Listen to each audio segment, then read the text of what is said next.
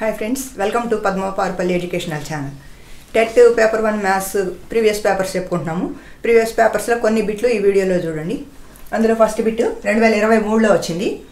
రెండు సంఖ్యల కసాగు 16, వాటి లబ్ధం 3888 అయినా వాటి గసాక ఎంత? 4 ఆన్సర్స్ ఉన్నాయి ఇక్కడ. ఇలాంటి లెక్క ఇచ్చినప్పుడు మనకి ఒక ప్రిన్సిపల్ తెలిసి ఉండాలి. ఏంటంటే అది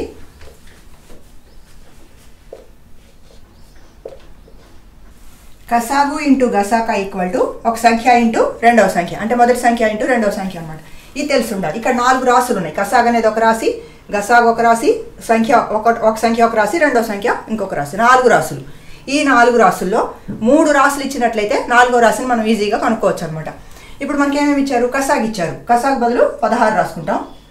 ఇంటూ గసాక ఎంత అని అడుగుతున్నాడు, అది తెలియదు కాబట్టి ఎక్స్ అనుకుంటాము. ఈక్వల్ టు ఒక సంఖ్య ఇంటూ రెండవ సంఖ్య, అంటే రెండు సంఖ్యల లబ్ధమే. ఇక్కడ విడిగా అర్థం కావడం కోసం ఒకవేళ అలా ఇస్తే ఇట్లా రాసుకోవాలి కాబట్టి ఇట్లా ఇచ్చాను. ఈ మొదటి సంఖ్య రెండవ సంఖ్యతో హెచ్చ వేస్తే వాటి లబ్ధమే వచ్చేది. లబ్ధం డైరెక్ట్గా ఇచ్చేసాడు మనకి 3888. ఇప్పుడు ఎక్స్ కనుక్కోవాలి. ఇప్పుడు ఈ మనకి తెలియదు ఒక్క రాసే. ఎక్స్ విలువ రావాలంటే ఇంటూ 16ని తరలింపు చేస్తాం.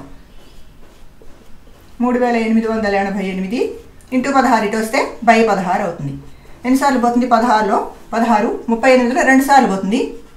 32 పోతే 68, 16 4లు 64 పోతే 4 ఉంటుంది. ఇక్కడ 48లో 3, 16 3 48. X equal to 243. ఎక్స్ అని మనం గసాక అనుకున్నాం కాబట్టి గసాక 243 అనమాట. ఈ ఆన్సర్స్ చూసినట్లయితే ఇదే ఆన్సర్. దీన్ని సింపుల్గా ఎట్లా గుర్తుపెట్టుకోవాలి? గసాకని ఎల్సిఎం అంటాం కదా. ఎల్సిఎం ఎల్ ఇంటూ గసాక జీసీడి జీ ఈక్వల్ టు ఒక సంఖ్యని ఏ అనుకుంటాము, రెండో సంఖ్యని బి అనుకుంటాం. L into G equal to A into B. ఇందులో మనకి ఎల్ అంటే కసాగు, జీ అంటే గసాబా, ఏ అంటే ఒక సంఖ్య, బి అంటే రెండో సంఖ్య. ఈ 4 మనకి 3 ఇస్తే 4వది ఈజీగా అనుకోవచ్చు. ఇట్లానే అడగాలని ఏం లేదు. ఈ ప్రిన్సిపల్ మీరు గుర్తుపెట్టుకున్నట్లయితే ఈ మోడల్ లెక్కలు ఏదొచ్చినా ఈజీగా చేయగలుగుతారు అనమాట. ఇంకో లెక్క, ఇది కూడా 2023 టెట్లో వచ్చిందే. ఒక అనుపాతం 2:8 ఈక్వల్ టు 6:x అయినా ఎక్స్ విలువ డాష్. అనుపాతం అంటే ఏంటి? ఇక్కడ ఒక నిష్పత్తి ఉంది. 2:8 అనేది ఒక నిష్పత్తి, 6:x అనేది ఒక నిష్పత్తి. ఈ 2 నిష్పత్తులు ఎలా ఉన్నాయి? సమానంగా ఉన్నాయి. 2 నిష్పత్తులు సమానంగా ఉన్నదాన్ని అనుపాతం అంటారు. అనుపాతంలో 4 సంఖ్యలు ఉంటాయి. 4 సంఖ్యల్లో ఈ బయట వైపు ఉన్న సంఖ్యలోనే చూడండి, ఈ రెండింటిని అంత్యములు అంటారు. అంత్యములు అంటే చివరివి అని. ఇది ఈ చివరిది, ఇది ఆ చివరి, అంత్యములు. ఈ ఈక్వల్ టు ఈ రెండింటికి మధ్యలో ఉన్న వాటిని మధ్యమములు అంటారు. మధ్యములు, అంత్యములు, మధ్యములు. అనుపాతంకి ఒక ధర్మం ఉంది, అనుపాత ధర్మం అంటారు దాన్ని.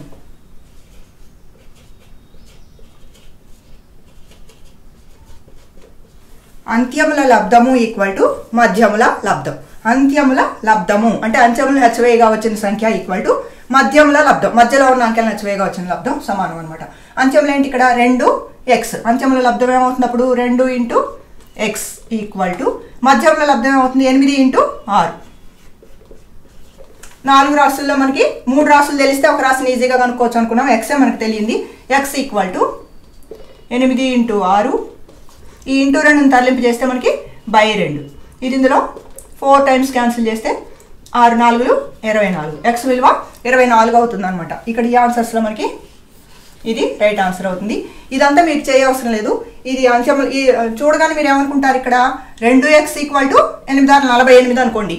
2x 48 అయితే ఎక్స్ 24 అవుతుంది. ఇది తక్కువ టైంలో చేయగలగటానికి ముందు ఇది తెలిసి ఉండాలన్నమాట. ఇంకో లెక్క చూద్దాం.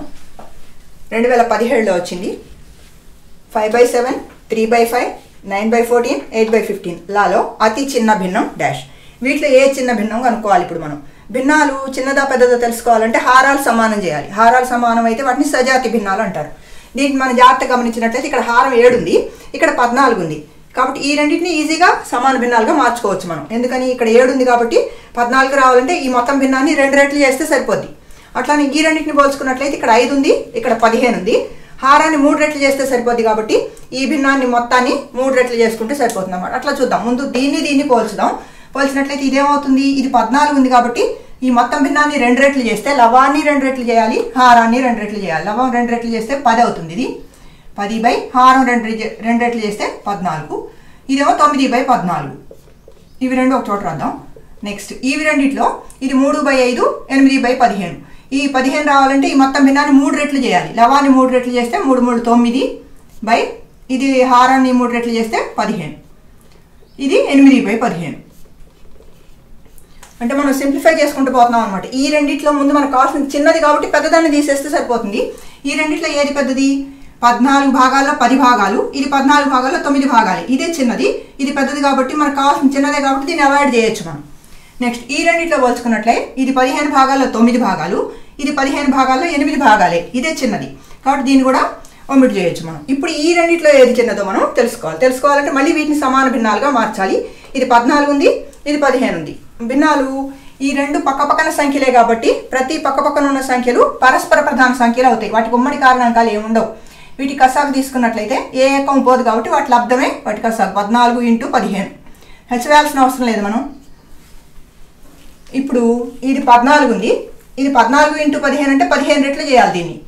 ఇది 15 రెట్లు అయితే దీనికి సమానం అవుతుంది కాబట్టి దీన్ని కూడా 15 రెట్లు చేయాలి. 15 9లు 135, ఇది ఇక్కడ 15 ఉంది, ఇది 14 రెట్లు కావాలి.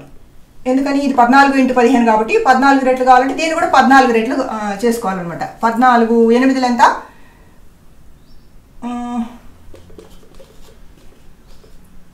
112. ఇప్పుడు చూడండి మొదటి భిన్నమేమో 135/14 × 15 అవుతుంది. ఇది దీని విలువ 112/14 × 15 అవుతుంది. హారం సమానంగానే ఉన్నట్టు రెండింటికి.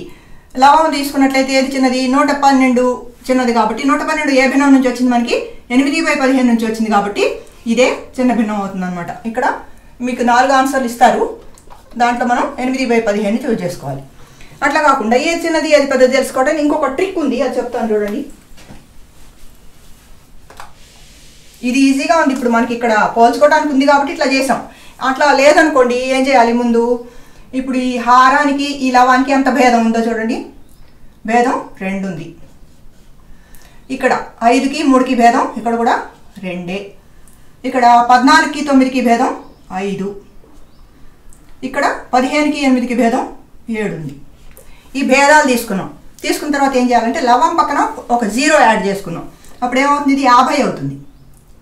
ఏం చేస్తారంటే దీన్ని లవంగా రాయండి, 50/2. అట్లాగే ఇక్కడ 3 పక్కన 0 యాడ్ చేస్తే 30/2. ఈ కింద వచ్చినాయి ఎలా వచ్చినాయి? ఈ రెండింటి భేదం వేసుకున్నాం ఇందాక మనం. ఇక్కడ 9 పక్కన 0 పెడితే 90/5.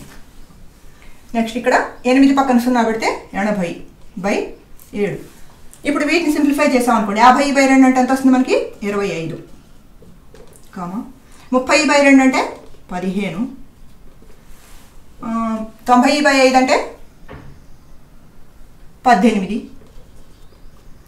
80/7 అంటే 80లో 7 నిశేషంగా పోదు, సుమారు విలువ తీసుకుందాం. సుమారు 11 సార్లు పోతుంది. 11 7 77 పాయింట్ ఏదో సంథింగ్ వస్తుంది.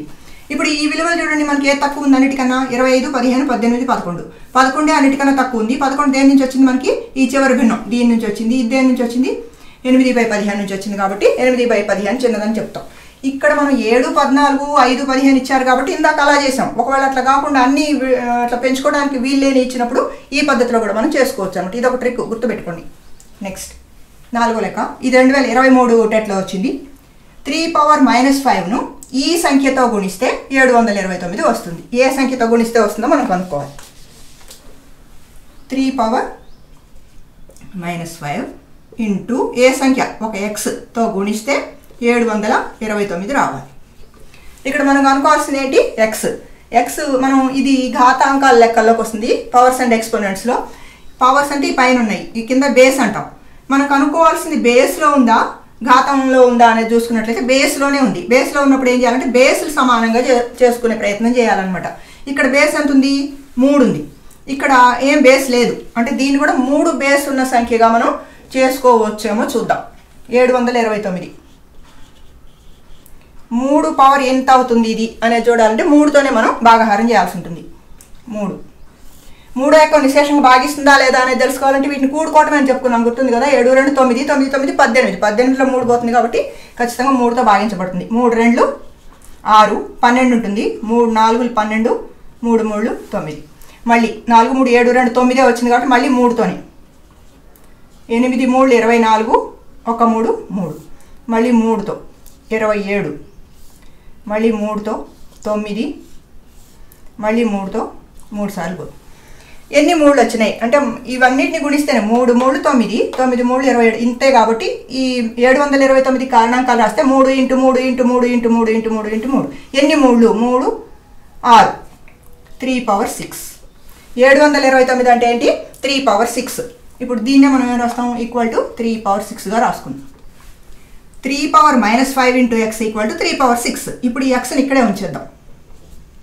x equal to 3/6. ఈ ఇంటూ గుణించే రాసి ఇటు వస్తే బై అవుతుంది. By 3 power -5. ఇక్కడ చూడండి, ఒక భిన్న రూపంలో వచ్చింది. ఘాత రూపంలో ఉన్న సంఖ్యలు భిన్నంగా ఉన్నాయి. భూములు సమానంగా ఉంటే ఘాతాంకాలు తీసివేయాలి.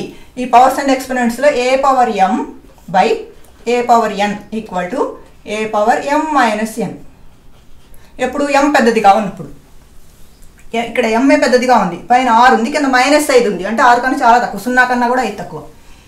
ఇట్లా భిన్న రూపంలో ఉండి భూములు సమానంగా ఉంటే ఘాతాంకాలు తీసివేయాలి ఒక భూమి తీసుకొని. ఇక్కడ కూడా భూములు సమానంగా ఉన్నాయి కాబట్టి ఏం చేస్తాం? ఒక భూమి తీసుకుంటాం, 3 తీసుకుంటాము.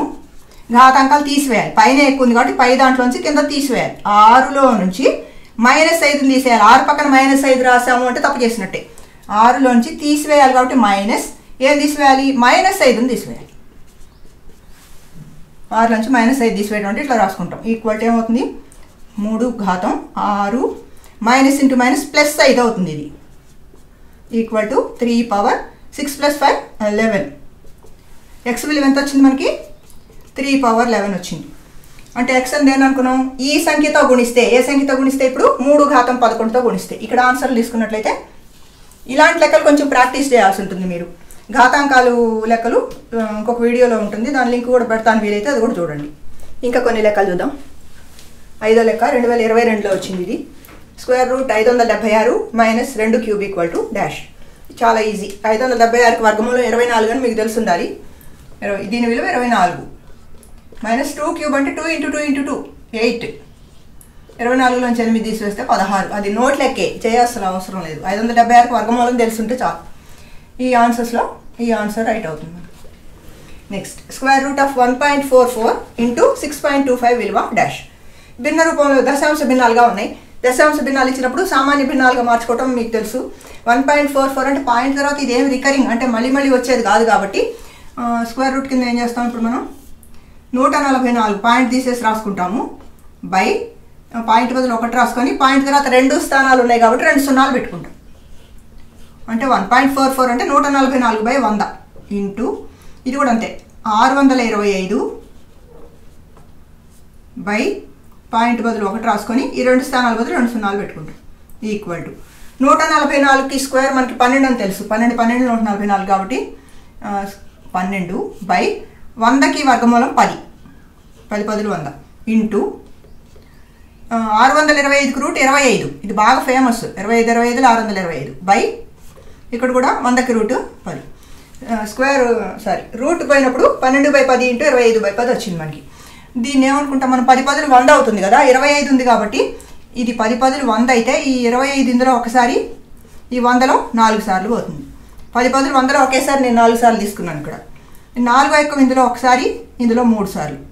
1 3 కాబట్టి ఆన్సరు 3 అవుతుంది. దీన్ని సూక్ష్మీకరించడం మీ ఇష్టం, మీరు అట్లానే చేయండి. ఇక్కడ 12/10 × 25/10 ఉంది కదా. ఈక్వల్ టు 12 × 25/100 అనుకున్నా నేను. 10 పదులు 100 అనుకొని ఇది ఇందులో 4 సార్లు క్యాన్సిల్ చేసి ఇది ఇందులో 3 సార్లు చేశాను. అట్లా కాదు మేము వేరే చేసుకుంటాం అనుకుంటే మీరు టైం ఎక్కువ వేస్ట్ అయిపోద్ది. ఇక 10లో కొట్టేసుకుంటే 5 ఎక్కువంతా కొట్టేశారనుకోండి. 5 2 5 5లు, మళ్ళీ ఈ 5 ఇందులో 2 సార్లు, ఈ 2 ఇందులో 6 సార్లు, ఈ 2 ఇందులో ఇన్ని సార్లు చేయటం అనవసరం. మనకి ఏది దగ్గర దారి సింపుల్గా ఏది అయిపోతుందో అది చూజ్ చేసుకోవాలి. నెక్స్ట్ 7వ లెక్క 2012లో వచ్చింది. టెట్లో b/a = 2, c/b = 3 అయినా a+b/b+c ఎంత?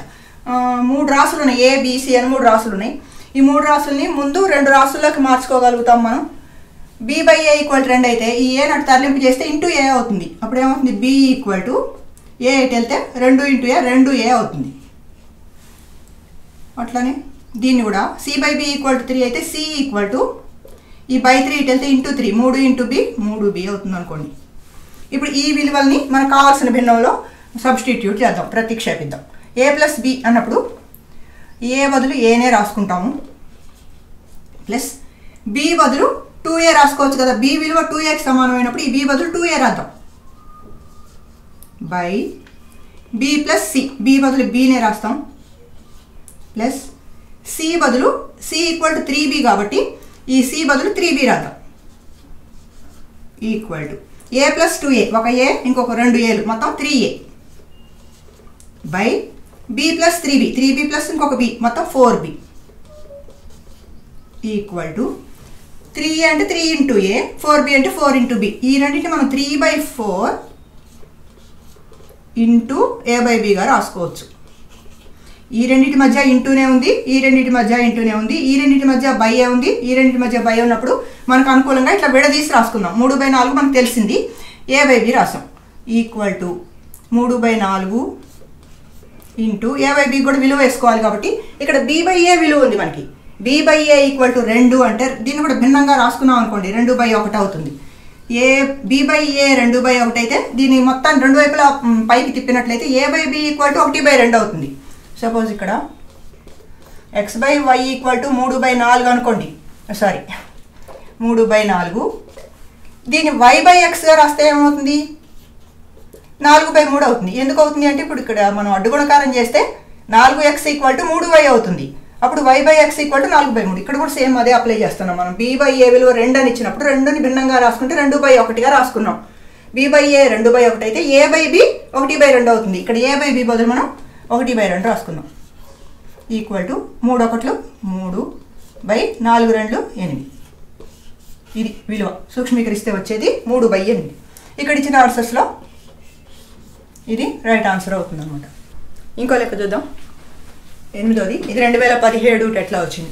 ఒక దీర్ఘచతురస్ర స్థలం వైశాల్యం 1875 చదరపు మీటర్లు, దాని పొడవు వెడల్పుకు 3 రెట్లు అయినా ఆ స్థలం చుట్టుకొలత మీటర్లలో డాష్.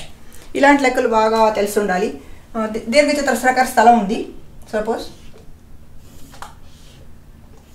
ఇలా ఉంది స్థలం, దాని వైశాల్యం ఇచ్చారు, దాని పొడవు వెడల్పుకు 3 రెట్లు ఉంది. ఇది వెడల్పు, ఇది పొడవు, ఈ పొడవే దీనికి 3 రెట్లు ఉంది కాబట్టి దీన్ని ఎక్స్ అనుకుందాం, ఎక్స్ మీటర్లు అనుకుందాం.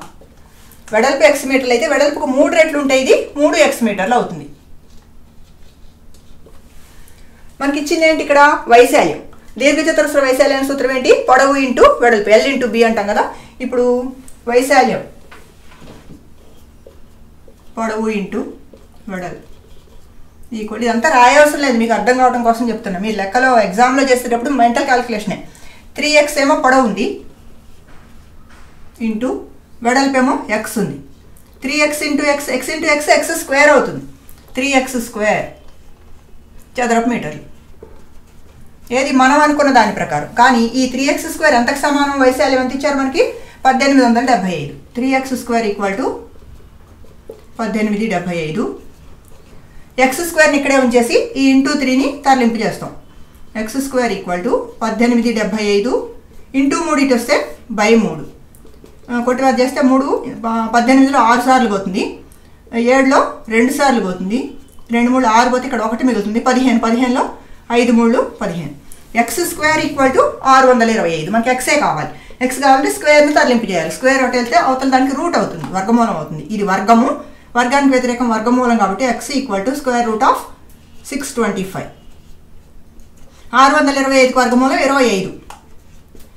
దేర్ఫోర్ x ఈక్వల్ టు 25 అని వచ్చింది మనకి. ఈ లెక్కలో మనం x అని దేని అనుకున్నాము, వెడల్పుని అనుకున్నాం కాబట్టి ఈ వెడల్పు ఎంత ఉంది ఇప్పుడు 25 మీటర్లు ఉంది. దీనికి 3 రెట్లు ఉంది, 3x అంటే 325. 325 ఎంత ఇది 75 మీటర్లు ఉంటుంది. మనం అడిగింది ఏంటి, ఆ స్థలం చుట్టూ కొలత అడుగుతున్నాడు. చుట్టూ కొలత అంటే చుట్టూ ఉండే కొలత, ఎప్పుడైనా చుట్టూ ఉండే కొలత. వైశాల్యం అంటే మొత్తం వస్తుంది, ఆక్రమించిన స్థలం వైశాల్యం. ఇదేమో చుట్టూ ఉండే కొలత, బార్డర్ వరకే. చుట్టూ ఏమున్నాయి, ఇదొక పొడవు, ఇదొక పొడవు, ఇదొక వెడల్పు, ఇదొక 2 పొడవులు 2 వెడల్పులు. చుట్టూ కొలతకి సూత్రం ఏంటి, సూత్రాలు ఇవన్నీ అవసరం లేదు, జనరల్ క్యాలిక్యులేషనే. 2 ఇంటూ పొడవు ప్లస్ వెడల్పు. దీన్ని ఇంగ్లీష్లో మనం 2 ఇంటూ L ప్లస్ B అంటాం. L అంటే లెంగ్త్, B అంటే బ్రెడ్త్ వెడల్పు. 2 ఇంటూ L ప్లస్ Bలో ఇప్పుడు ఏంటి మనం 2 ఇంటూ L, లెంగ్త్ ఎంత ఉంది 75 ప్లస్ B ఎంత ఉంది 25 ఈక్వల్ టు 2 ఇంటూ 75 ప్లస్ 25 100. 2 × 100 అంటే 200 మీటర్లు చుట్టుకొలత. ఈ సోదంతా మీరు చేయవసరం లేదు. మీరు చూడండి, ఇది 75 ఉంది, ఇది 75 ఉంది. 2 75 150, ఇది 25, ఇది 25, 2 25 50, 150 50 200. మీరు నోట్ లెక్క చేయటమే. ఈ ఆన్సర్స్లో మనకి ఇది వస్తుంది అనమాట. క్యాచ్ చేశారు కదా. ఈ చివరిగా ఇంకో 2 బిట్లు చూద్దాం, సింపుల్ బిట్స్. 9వ బిట్టు 2022 టెట్లో క్రింది వానిలో పైథాగోరియన్ త్రికం ఏది? పైథాగోరియన్ త్రికాలని కొన్ని ఉన్నాయి. పైథాగరస్ సిద్ధాంతం తెలుసు కదా, లంబకోణ త్రిభుజం వర్తిస్తుంది మీకు. పైథాగరస్ సిద్ధాంతం అంటే ఈ లంబకోణ త్రిభుజంలో ఇది కర్ణం అంటారు. ఇవి 2 భుజాలు. ఈ కర్ణము స్క్వేర్ అంటే ఇది ఏ, ఇది బి, ఇది సి అనుకున్నట్లయితే C² = A² + B². అంటే కర్ణము స్క్వేర్ = ఈ భుజము స్క్వేర్ ప్లస్ ఈ భుజము స్క్వేర్. ఇవి వర్తించే విలువలు కొన్ని ఉంటాయి, వాటిని పైథాగోరియన్ త్రికాలు అంటారు. ఆ పైథాగోరియన్ త్రికాలు మనం కొన్ని గుర్తుపెట్టుకోవాలి. నేను ఈ క్లిప్ తర్వాత యాడ్ చేస్తాను, కొంచెం ఒకసారి బాగా గుర్తుపెట్టుకోండి వాటిని. అందులో అన్నిటికన్నా వెరీ బేసిక్ది ఏంటంటే 3 4 5 అనేది ఒక పైథాగోరియన్ త్రికం. అంటే ఏంటి, ఇక్కడ అన్నిటికన్నా ఎక్కువ ఉన్నది కర్ణం అవుతుంది. C² అంటే ఇది 5². 5² ఇక మిగిలిన 2 భుజాలు అవుతాయి కాబట్టి 3² + 4². 5² అంటే 25 3² అంటే 9, 4² అంటే 16. 25 9 + 16 అంటే 25. ఇలా ఈ 3 భుజాలకి వర్తించే కొలతల్నే పైథాగోరియన్ త్రికాలు అంటారనమాట. వీటిలో అలాంటిది ఏది అని అంటున్నాడు. 3 4 5 మీరు గుర్తుపెట్టుకున్నట్లయితే దీని మల్టిపుల్స్ అంటే దీన్ని రెట్టింపు చేస్తే వచ్చేవి. సపోజ్ 3 4 5 × 2 అనుకోండి, ఏమవుతుంది? ఇది 6 8 10 అవుతుంది. × 3 అనుకోండి, 3 3 9, 3 4 12, 3 5 15. ఇవన్నీ పైథాగోరియన్ త్రికాలే అవుతాయి. బేసిక్ది 3 4 5 గుర్తుపెట్టుకుంటే వాటిని మల్టిప్లై చేస్తే 2తో 3తో 4తో హెచ్చవేస్తూ పోతే వచ్చేవి కూడా పైథాగోరియన్ త్రికాలు అవుతాయి. ఇది ఒకటి బేసిక్ది. వీటిలో అలాంటిది ఎక్కడ తగులుతుంది చూడండి, జాగ్రత్తగా గమనించినట్టు 3 4 ఇగో 9 12 15 ఇక్కడ రాశాను నేను. ఇది 3 4 5కి 3 టైమ్స్ చేస్తే వచ్చేది. దీన్ని 3 రెట్లు చేస్తే మనకి ఇదే వస్తుంది. కాబట్టి ఈ ఇచ్చిన వాటిలో పైథాగోరియన్ త్రికం చూడగానే మనం గుర్తుపట్టవచ్చు అన్నమాట. నెక్స్ట్ 2023లో కూడా బిట్ అలాంటిదే అడిగాడు. పైథాగోరియన్ త్రికం కానిది అని అడుగుతున్నాడు. ఇంత కానిది ఏది అంటే, ఇప్పుడు మనం 6 8 10 అనుకున్నాం కదా, 6 8 ఉంటే ఖచ్చితంగా కర్ణం 10 ఉండాలి. ఇక్కడ 6 8 12 ఉంది కాబట్టి ఇది కాదు. నెక్స్ట్ పైథాగోరియన్ త్రికంలో ఇది కూడా వస్తుంది మనకి 5 12 13. ఈ 13 అంటే అన్నిటికన్నా పెద్దది 13 కాబట్టి 13² కర్ణము స్క్వేర్ 13² = 5² + 12². 13² అంటే 169, 5² అంటే 25 + 12² అంటే 144. 144 25 కూడితే 169 వస్తుంది కాబట్టి ఇది కూడా ఒక పైథాగోరియన్ త్రికం అవుతుంది. అట్లనే 6 8 10 ఇక్కడ మనం ఈ బేసిక్ దాన్ని 2 రెట్లు చేస్తే వచ్చింది కాబట్టి ఇది పైథాగోరియన్ త్రికమే, ఇది పైథాగోరియన్ త్రికమే, ఇది కూడా ఇది. ఇవి ఇక్కడ ఒక ట్రిక్ చెప్తాను మీకు ఇప్పుడు. ఓకే, ఇప్పుడు ఇంతకీ పైథాగోరియన్ త్రికం కానిది ఏది? ఇది 6 8 ఉంటే 10 ఉండాలి మూడోది. అయితే వీటిలో 3 భుజాలలో అతి చిన్న భుజం, ఇప్పుడు సపోజ్ మనం ఇది 5 అనుకుంటే ఇది 3, ఇది 2 అనుకున్నాం. 2 3 5 అనుకున్నాగా 3 4 5 సారీ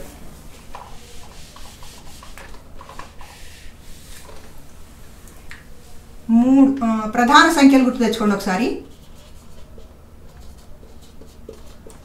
ప్రధాన సంఖ్యలు అంటే 2 కారణాంకాలు ఉండే సంఖ్యలు ప్రధాన సంఖ్యలు అంటారని చెప్పుకున్నాము.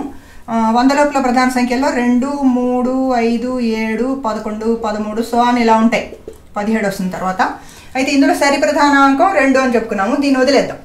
దీన్ని వదిలేసి 3 దగ్గర నుంచి తీసుకున్నట్లయితే 3 లంబకోణ త్రిభుజంలో ఇది కర్ణం అయితే ఇవి 2 భుజాలు. ఈ 2 భుజాలు చిన్న భుజం కొలత ఇది 3 అనుకోండి. సపోజ్ ఇది 3 అయితే మిగతా 2 భుజాలు మనం కనుక్కోవచ్చు. ఎలాగంటే 3 ఒక భుజం అనుకున్నాం.